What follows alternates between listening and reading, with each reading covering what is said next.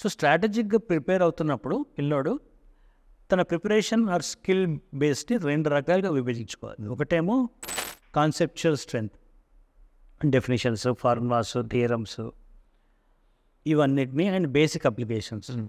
ఇది సమూలంగా స్ట్రెంగ్తన్ చేసుకుంటే అప్పుడు పిల్లోడు ఎంసెట్ లాంటి ఎగ్జామినేషన్ని ఈజీగా క్రాక్ చేసుకోగలడు.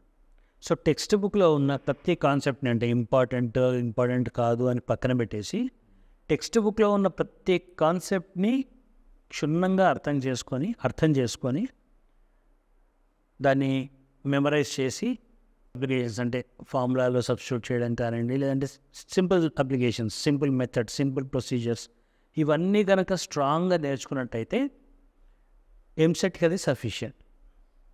దాని తర్వాత స్పీడ్ అనే ఫ్యాక్టర్ తర్వాత వస్తుంది. And this will also క్యాటర్ to 60% of main preparation. 60% of mains questions ఈజీగా స్ట్రేట్ ఫార్వర్డ్ అప్లికేషన్ బేస్డ్గా ఉంటాయి.